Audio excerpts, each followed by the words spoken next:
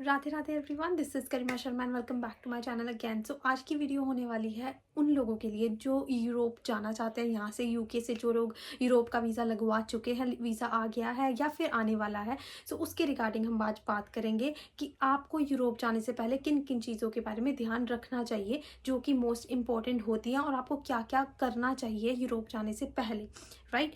सो देर ना करते हुए let's get start with the video. तो जिन फर्स्ट नंबर पे आती है वो है यूरोप का रिचार्ज। अगर आप यहाँ से यूरोप जाना चाह रहे हैं किसी भी कंट्री में, ज़रूरी नहीं है वहाँ पर आपको हर जगह वाईफाई मिले, और मे बी आपको नेटवर्क का इशू हो सकता है, क्योंकि जब आप एयरपोर्ट से निकलते हैं बाहर, अगर आपको टैक्सी बुक करनी है या कुछ भी इंपॉर्टेंट चीज़ मैप देखना है तो उसके लिए नेट होना बहुत ज़रूरी है, इंटरनेट कनेक्शन बहुत ज़रूरी है।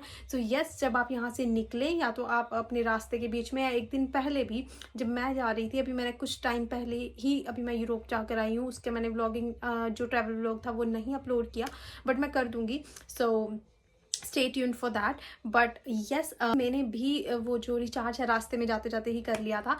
सो हो सकता है ये सेम टू सेम डिपेंड करता है कि यूरोप का रिचार्ज जो है वो कितने का होगा। तो मेक श्योर अगर आप कपल जा रहे हैं या फिर अगर आप फ्रेंड्स के ग्रुप में जा रहे हैं तो एक बार आप सब चेक कर लें कि अगर आपके पास कोई डिफरेंट सिम है तो उसमें कितने का रिचार्ज हो रहा है। तो मेरे में सस्ता हो रहा था क्योंकि मेरे पास वॉक्सी की सिम है और उसमें 8 डेज़ का 12 पाउंड में हो रहा था। वैसे तो मुझे 4-5 दिन के लिए ही ज़रूरत थी, बट वो सबसे सस्ता रिचार्ज था और 4-5 के दिन वाला नहीं था मेरे वॉक्सी की सिम में ऐड करने का ऑप्शन। सो मैंने वही 12 पाउंड का 8 डेज़ के लिए रिचार्ज किया था, जो कि बहुत अच्छा नेटवर्क और जो इंटरनेट कनेक्शन थे वहाँ पे बहुत अच्छे आए एंड बहुत प्रॉपर्ली यूज़ हो पाया। सो फर्स्ट थिंग इज़ कि आपको यूरोप का रिचार्ज करना ज़रूरी है और उसको करना ना भूलें यहाँ से निकलने से पहले, राइट। सो सेकेंड नंबर पे आता है आपको कैश ज़रूर रख लेना, चाहे आप 100 पाउंड रखो, राइट। सो आपको कैश रखना बहुत इंपॉर्टेंट है, क्योंकि अगर आप वहाँ पर भी एटीएम्स होते हैं। मैंने कैश रखा था और वहाँ पे एटीएम पे 20 यूरोस निकलवाए थे, क्योंकि उतनी ज़्यादा ज़रूरत नहीं पड़ती।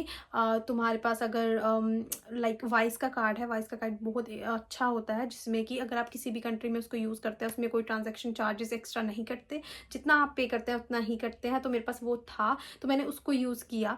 बट अगर किसी के पास नहीं है तो यस ऑफ कोर्स वो ज़्यादा कैश रख ले। And then other thing is वहाँ पर पब्लिक ट्रांसपोर्ट ही यूज़ करें, क्योंकि वो बहुत अच्छा है। एंड 2 यूरोस की, सॉरी पाउंड बोलने की आदत हो गया। सो यस, 2 यूरोस की वहाँ पर ट्रांसपोर्ट था, पब्लिक ट्रांसपोर्ट। तो मैंने बस ली थी, क्योंकि इतना वो दूर नहीं था, और टैक्सी में 36 यूरोस लग रहे थे, जो कि बहुत एक्सपेंसिव था। बट येस, मैंने फर्स्ट टाइम होटल तक जाने के लिए एक दो बार मैंने टैक्सी की है, जो कि बहुत महंगी थी। तो उसके बाद वहाँ के लोगों से पूछा या वहाँ के लोगों से जितना पता चला, तो पब्लिक ट्रांसपोर्ट बहुत बहुत अच्छा था वहाँ का। एंड सबसे इम्पॉर्टेंट बात, बहुत सस्ता था, जिस वजह से मेरे ओवरऑल चार्जेस बहुत कम लगे हैं। मैं अपकमिंग वीडियोज़ में बताऊँगी कि मेरे कॉस्ट कितनी लगी है 2 कंट्रीज़ जाके आने की।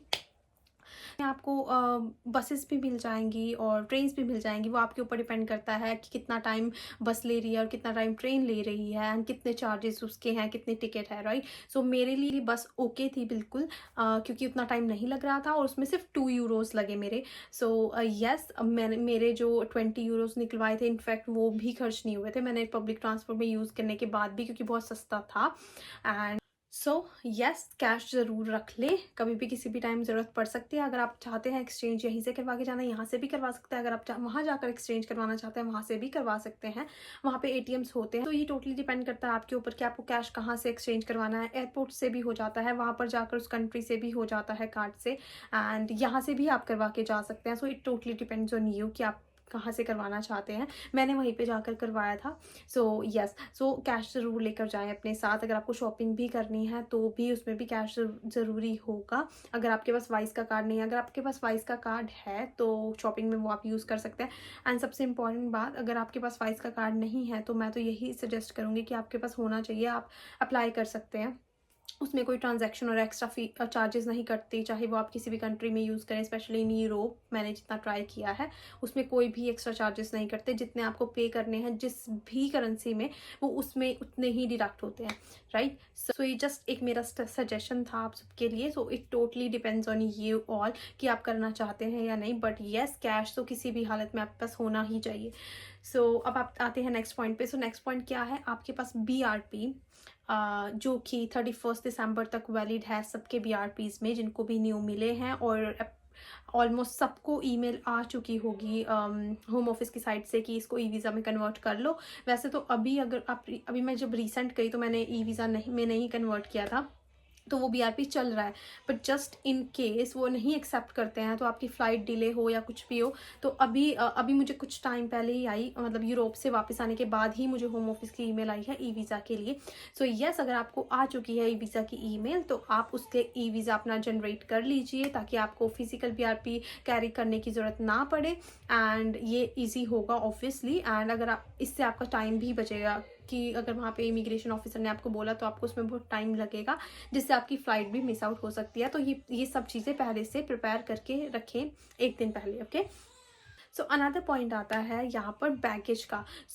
जब भी हम यूरोप जाते हैं, हमें कुछ ज़्यादा सामान नहीं लेके जाना होता। ऑफ कोर्स लड़कियों को लेके जाना होता है, बट उतना ज़्यादा नहीं लेके जाना होता। जैसे हम इंडिया से यहाँ पर आए तब लेकर आए थे, like 23 kgs attaches and etcetera.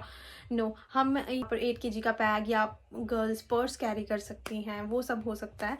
But yes, एक सजेशन है उस बैगेज के लिए, अगर आप अटैची प्रिपेयर कर रहे हैं फॉर, बिकॉज सबके पास ऑलमोस्ट अटैचीज वो स्मॉल बैगेज होता है 8 kg का, जो कुछ लोग इंडिया से भी कैरी करते हैं, तो वो उसी को प्रेफर करते हैं। मैंने 2 टाइम्स यूरोप में ट्रैवल किया है, वो चल जाता है, मैं भी लेकर गई थी। बट जब अभी मैं रिसेंटली गई हूँ सितंबर फर्स्ट वीक में यूरोप, मैंने देखा कि ये लोग अब जो इमिग्रेशन वाले हैं इस चीज़ का बहुत ज़्यादा इशू बना रहे हैं।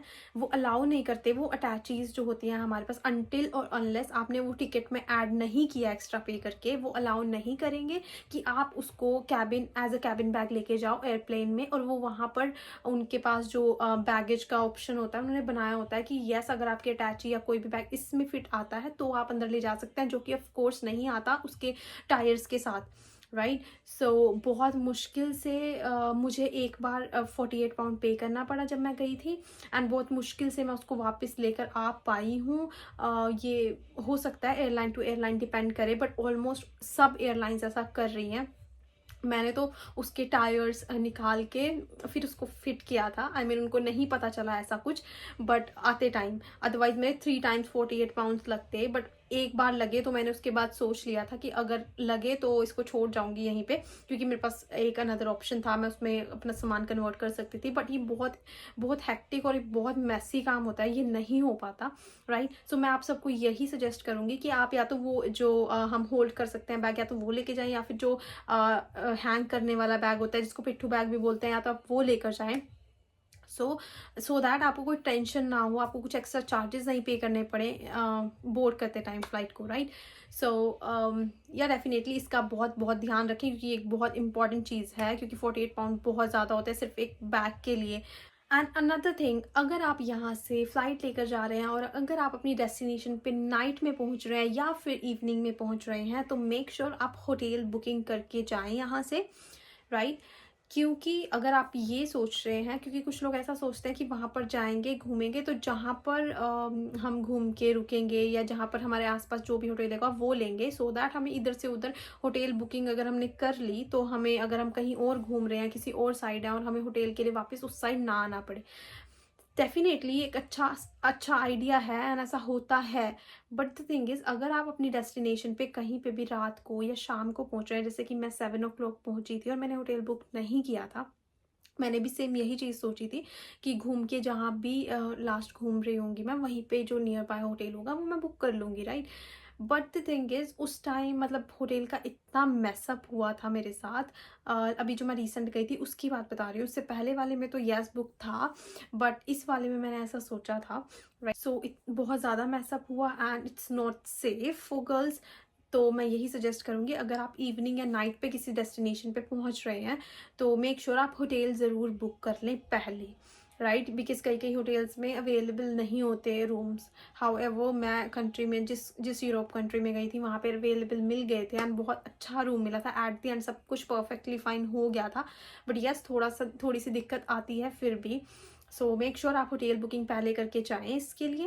एंड नेक्स्ट और लास्ट पॉइंट आता है, वो है अगर आप किसी भी कंट्री में जा रहे हैं तो मेक श्योर उसका प्रॉपर प्लान रेडी करें, चाहे आप यूट्यूब से देखें या फिर आप खुद सर्च करें, गूगल से सर्च करें आपको कौन कौन सी डेस्टिनेशंस पे जाना है वहाँ पर जाने के बाद।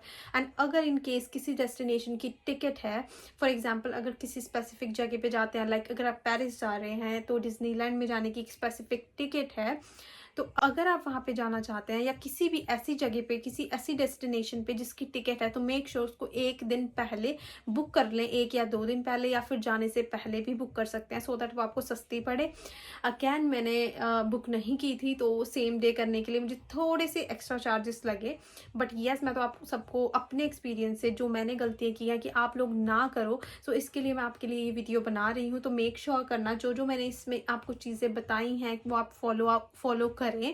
सो यस, अपने पर्सनल एक्सपीरियंस से जितना भी मुझे लगा कि इम्पॉर्टेंट हो सकता है किसी को जानने के लिए यूरोप जाने से पहले, या फिर जो मैंने गलती किया वो कोई और ना करे, उसके लिए मैंने एक वीडियो बनाई है। सो मेक श्योर आप ये सब पॉइंट्स को कंसीडर करके यहाँ से चलें, तो डेफिनेटली आपको कोई भी गलती नहीं होगी आपसे, एंड आप अच्छे से ट्रिप एंजॉय कर पाए। कोई भी गलती हो जाती है, कहीं भी एक्स्ट्रा चार्जेस पे करने पड़ जाते हैं तो इंसान फ्रस्ट्रेटेड हो जाता है, राइट। कहाँ पे आप रिलैक्स करने जाते हैं, माइंड घूमने जाते हैं, एंड कहाँ माइंड पे स्ट्रेस आ जाता है कि यार ये क्यों हो गया, क्यों एक्स्ट्रा पे करने पड़ गए। सो दैट्स वाई मैंने अपने एक्सपीरियंस के अकॉर्डिंग जितना मुझे लगा कि मेरे साथ हुआ है ऐसा जो कि मैं अवॉइड कर सकती थी, वो सब मैंने इस वीडियो में बताया। तो मेक श्योर आप ये सब पॉइंट कंसीडर करें यूरोप जाने से पहले। एंड यस, डेफिनेटली अगर आपको ये वीडियो बहुत अच्छी लगी हो तो share it with your friends, like it and subscribe. Thanks for watching my video. Thank you.